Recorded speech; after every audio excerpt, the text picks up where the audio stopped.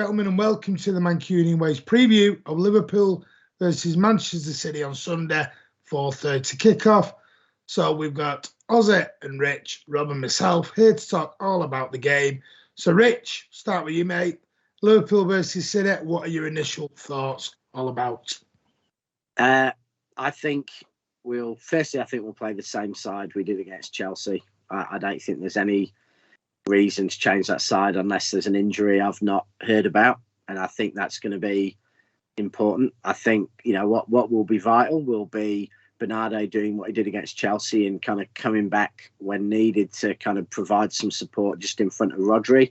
And I think that Laporte, Rodri and Diaz access, particularly with Diaz's vocalness, will be important to keep us in the game and tight early on.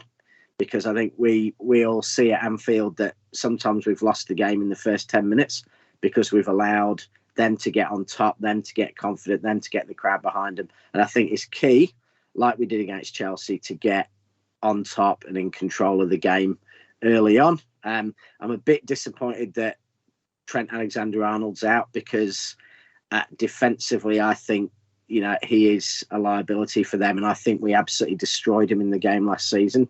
And I would have liked to have seen Grealish and Foden, really getting at him, Though, they're probably going to have to play someone like James Milner right back now, who isn't the most mobile. So we may get those opportunities in a different way.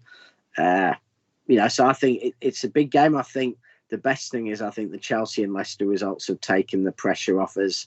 A lot of City fans probably thought we might go to Anfield on the back of losing to Chelsea.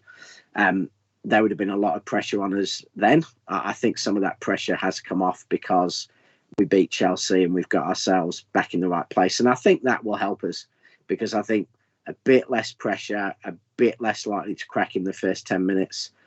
So I'm actually optimistic. I think we're a better team than Liverpool. I think we're going to go and beat them 2-0.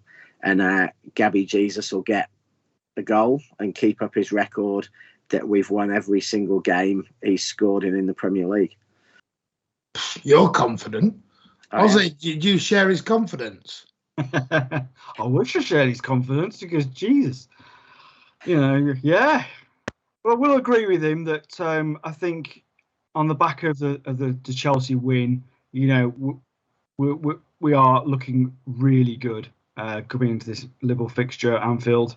We know Liverpool at Anfield away is a difficult game, but I think we're coming at it at a really good time with that win over Chelsea.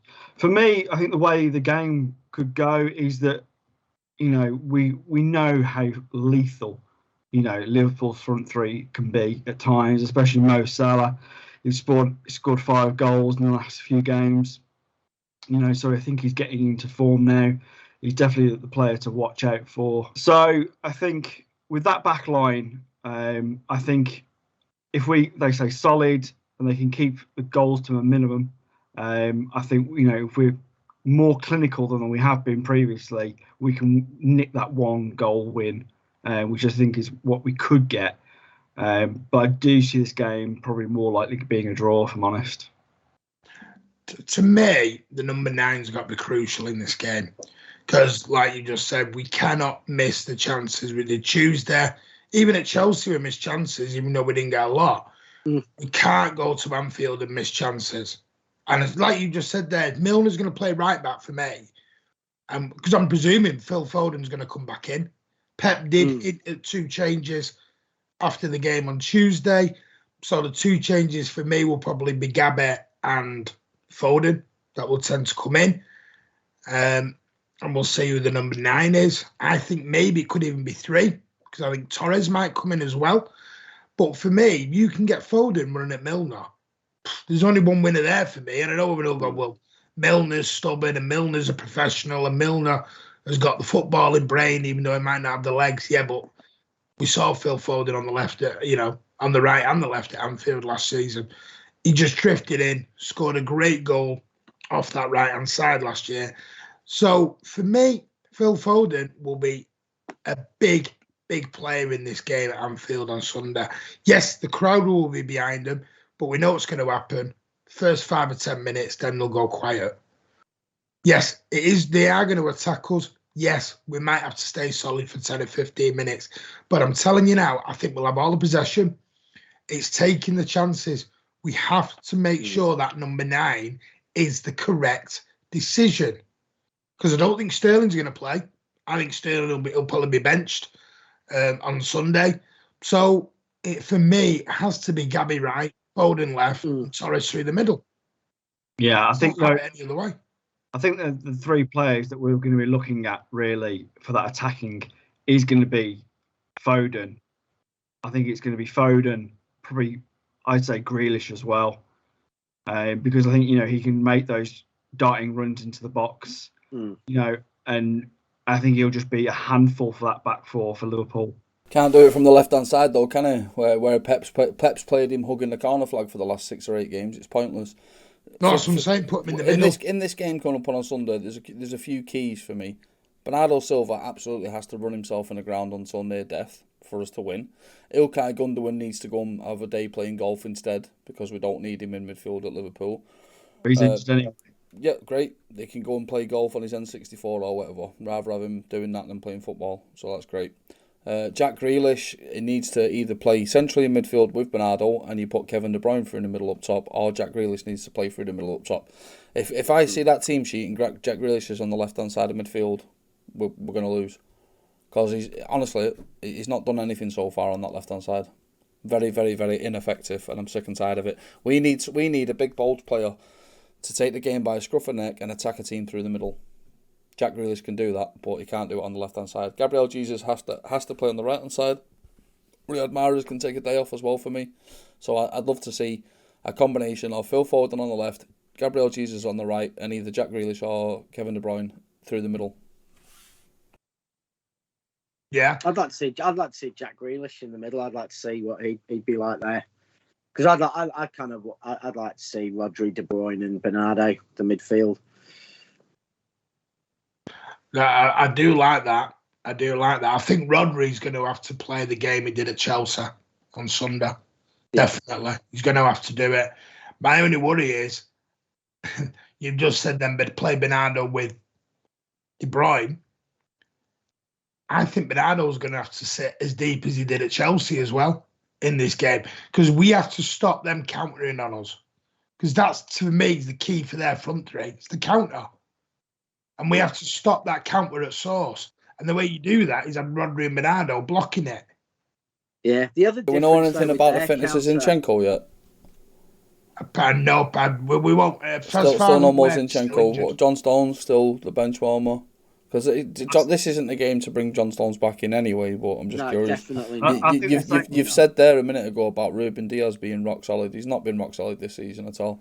Ruben Diaz and Laporte are... That's not for me a first choice partnership. It's not. John Stones and Ruben Diaz. So the sooner we get John Stones back to full fitness, the better. I think Ruben Diaz is world class. I think Laporte's world class, but there are holes and mistakes in that partnership that have been evident this season.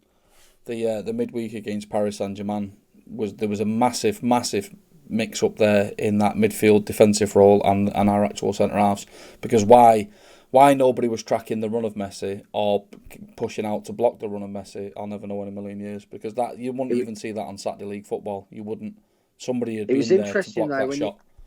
When you watch that and you watch how Mbappe and Messi swap lines, swap roles, and we didn't know properly how to deal with the fact that Messi suddenly flies in, Mbappe suddenly flies out wide, and we didn't track. But Ruben Diaz is good. Ruben Diaz is good enough. He's good enough to have thrown his body in the way of that shot. He has done in previous seasons, and there was just a massive gaping hole there for Lionel Messi.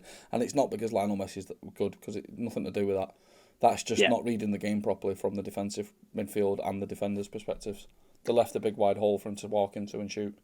So they need to sort that out, because Liverpool can score goals in a similar fashion. Their midfield can score plenty of goals like that, and we've got to not let that happen. The one slight difference though with Liverpool compared to Chelsea or PSG on the break is Liverpool tend to go aerial a bit more. Chelsea tend to break mainly on the ground, as do PSG, whereas Liverpool aren't afraid to pump up a a ball. So it's a shame Zinchenko's missing him because he's our best aerial defender, Zinchenko. Yeah. But Cancelo can't head the ball. Yeah, Cancelo can't defend, but he certainly can't head the ball. Danger. Yeah, so I think we've got to be smart on that. And Walker's got to be smart because Walker is also he's been a bit mixed this season. I think he's had some really good moments and he's had some Barry Crockers. So I think he needs to be at his absolute best if Liverpool put in some high balls and try and get back. At certain points this season, Kyle Walker's been making Trent Alexander-Arnold look good. So he's not had a great start to the season. But in the last 2 or 3 games, he's sort of getting close to that form. He's going to need everything. He's going to put it this way: every City player on that pitch is going to need everything they've got on Sunday. Sorry. We can't afford a mistake against Liverpool. Liverpool are not as good as Chelsea, but it's just something about City going to Anfield. Yes, we've got a win in recent years, but we've got a long history of not getting wins. Got a hoodoo over us. They have got a bit of a hoodoo, and also then there's the officiating which you have to take into account because it doesn't go without saying that a referee that goes to Anfield and gives Liverpool a bad decision is going to get his tyres burst and his kids kidnapped. That's not unheard of. Those threats coming from Liverpool fans. So don't expect the referee to do us any special favours on Sunday. Well, the referee's Paul Tini on Sunday, so yeah. I don't rate the refereeing standard in the Premier League anyway. I think that's why our referees don't get chosen for the huge tournaments, things like that. I think the standard of refereeing's poor across the league, full stop. But I think what we're going to do is, I think what we're saying here is every single one of our players, 1 to 15, 1 to 16, 1 to 17, whoever plays, I'm going to have to come and give it 110. It's about how much our players influence the game instead of how much Liverpool players or we need to be tip-top. It's all on us. We've got to get every tackle right, every cross right, every pass right. We can't. We're the masters of our own downfall on Sunday, so we can't allow it to happen. Spot on. But anyone make any drastic team changes? Obviously, we're all guessing Sterling's out. Is anyone just want to throw any? I mean, I mentioned Torres, but just for me, Martin, you've said Ferran Torres there. I wouldn't. I want to see Jack Grealish through the middle. But if Pep thinks about putting Jack Grealish on the left-hand side again, then I'd definitely rather have Torres through the middle. Do you know what I'm scared of seeing? I'm sick and tired of Jack Grealish on the left-hand side. It doesn't work. I mean, we've had plenty of people criticise Raheem Sterling's ineffectiveness on the left-hand side. Start putting that spotlight on Jack Grealish on the left-hand side because it's pointless. No, I agree. And do you know what? But I can just see Grealish on the left and Foden through the middle. I don't know why. But that's not going to work. That's not because Foden will get bullied. Jack Grealish at least will get fouls. And we may in a surprise see Foden on the right because he bullied. And it's got to be Gabby. That's absolutely fine. That's absolutely but I'm fine with it. I'm fine with Phil Foden being on the right or the left, just as long as it's not Grealish. And if Grealish does play, he has to play through the middle or he plays through the middle. Gabriel Jesus has been phenomenal on the right hand side every time he's tried it this season. So so naturally he would get that right hand position for me, which would mean Foden goes on the left. But it's not to say that at any point during the game, Rich, they can't switch. There's nothing stopping that from. I really want to see Foden and Grealish both combining on the left against Milner because I think Foden showed in just 15 minutes against Paris how he's got the pace, the movement. He looked good, and I'd like to see that, like he did against Liverpool last season, a bit of that running at the Liverpool fullbacks. And actually, I'd like to see rotation. What's wrong with us? Not saying it, rotating that 9. What's wrong with us rotating Foden left and right? Why don't we probably will? I always remember, and I know it's a totally different team and everything else, but I remember the West Brom game where we won 5-0, and it was just rotation, and West Brom couldn't keep up with it. And I don't think it's just West Brom, because I know West Brom and Liverpool are different calibre of opponent. But what I'm saying is I think it keeps the opponents guessing, because a manager can't manage against something he doesn't know that's coming. And if he's got constant rotation going on all the time, it will confuse that backline. Because let's be honest, that Liverpool backline are letting goals in. They're letting goals in so they can be got at. I think the key is just for Liverpool is if their fullbacks get on top of the game, they normally dominate and win. If you get on top of their fullbacks, they are suspect defensively, and Liverpool's attacking outlet goes, and their defence is very vulnerable if their fullbacks can be got at. And you only had to see Brentford at the weekend where, they were getting the fullbacks getting crosses in. So for me, it is, we put our two most dangerous players who are going to run at defenders wide. And I do agree. For me, I think, I would start Foden, probably wide left, if assuming that Jesus is being brought into play. But I do think a point you made, Martin, about swapping around. I think you do interchange a bit. If Foden's working, great. If Foden's not had an effective 10 minutes, you can swap him with Grealish and go around, and you can move those players so that defenders, and we did that at Anfield last year.